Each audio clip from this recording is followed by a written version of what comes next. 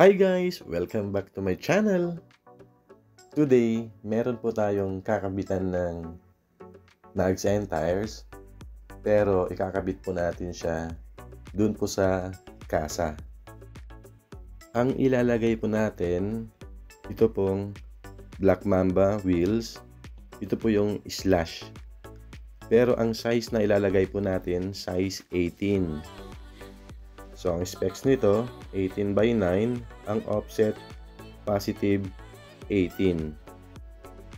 Tapos, ang ilalagay po nating gulong, ito pong BFG KO3, all-terrain din po siya, kagaya ng KO2.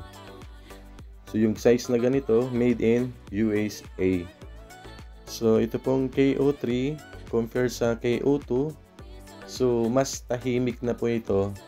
Tapos mas makapit na po siya. So ngayon, imamount na po natin ito pong gulong dito po sa Black Mamba slash. Yung price ng mags and tires nasa 135,000 po. Set of 4 po siya. So pwede pa rin gamitin yung stock na spare tire. Ang sasakyan po na kakabitan po natin, yung BYD Shark 6 na advance. So ang ilalagay natin size 18 para hindi po mabago yung riding comfort. So ito po, na-mount na po natin. Lalagyan po natin ng hangin na 32 PSI. Tapos i-wheel balance na po natin siya. Tapos pag natapos na po, dadalhin na natin doon po sa kasa. So ito po, naka-ready na po lahat. So ngayon, babiyahe po tayo papuntang BYD Fairview. So tara, samahan niyo po ulit ako.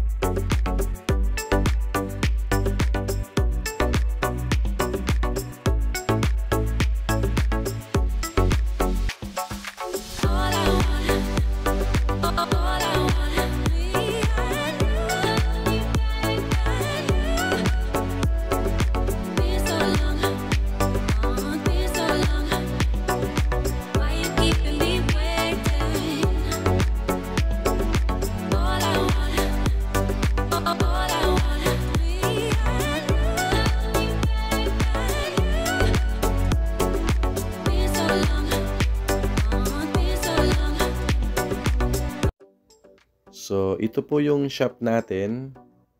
Andito po tayo sa Commonwealth branch. Malapit lang po yan sa may LTO. So, ito, babaybayin na po natin tong Commonwealth papuntang BYD Fairview. So, malapit lang po dito sa shop.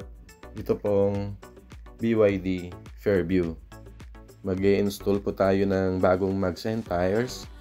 Tapos, kunting accessories para dun po sa BYD Shark 6. Tapos ilalagay po nila sa showroom para makita ng mga client nila. So andito na po tayo sa Fairview. Ngayon papasok po tayo sa loob para ma-install na po yung mags and tires. Tapos maglalagay din po tayo ng awning para mayroon din siyang accessories. So, andito na po tayo sa loob. So, ayan po yung mga BYD cars. So, aantayin natin yung Shark 6 para install yung bagong mags and tires. So, ito na po yung kakabitan po natin. 2025 BYD Shark 6. Ito po yung advance. Ang size ng stock mags nito, size 18. Tapos yung lapad, 7.5. Yung offset, plus 45. So kung mapapansin nyo, pasok na pasok po yung stock mags po niya dun po sa fender. Ang size pala ng stock na gulong nito, 265, 65, R18. So mas malaki ito compare dun sa mga stock ng next gen Ford Ranger Wildtrak. So yung ilalagay po nating size 18 na mags, ang offset plus 18, tapos yung size na gulong na 275/65 R18, dito po sa BYD Shark, hindi po siya sasayad. Pero mamaya, i-double check din po natin siya para makita nyo na wala po siyang sayad. Kaya po ganitong specs yung kinabit nating mags at saka tires para plug and play lang po tayo.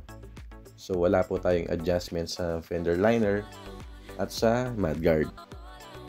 Kung gagamitin nyo naman yung stock mags nito, pwede kayong maglagay po dyan ng 275/65 R18 or 285/65 R18. Hindi po siya sasayad. Basta po stock mags yung gagamitin.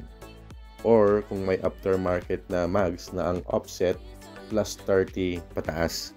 So pwede yung 285/65 R18. Hindi rin po siya sasayad. So ito po, tapos na po yung installation. So ngayon, i-check po natin kung sumasayad po yung gulong.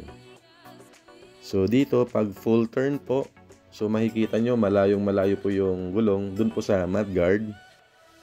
At dito naman po sa may harapan, sa may bumper, wala rin pong sayad. So safe na safe yung size na kinabit po natin dito. So sinalpak lang po natin siya. So ito po, ita-tire block na natin siya para mas lalong gumanda po siya. Tapos ilalagay na rin natin yung mga center cap po. So tapos na yung installation po natin. So ngayon i-check natin kung gaano kaganda yung mag centers na kinabit po natin dito sa BYD Shark. So ito na po yung Black Mamba slash size 18, tapos BFG KO3 size 275/65 R18. So mas naging macho ngayon yung itsura ng BYD Shark compare kanina na stock lang na pasok yung gulong dun sa fender. Ngayon medyo lumabas po siya ng kunting-kunti lang dun sa fender. So ayan po. Kung gusto nyo na mas lumabas po siya, pwede tayong gumamit ng mga aftermarket na mags na +1 offset or yung mga offset 0 para lumabas po siya ng mga 1 inch dun po sa fender. Yung bolt pattern pala nito or yung PCD 6139 po siya. So standard po siya.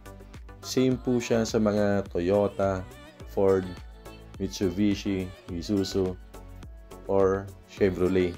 So napakaraming option ng mags para dito sa BYD Shark. Hindi po kagaya ng mga Nissan Navara or Terra na 6114. Medyo nahihirapan sila maghanap ng mags na gusto po nila.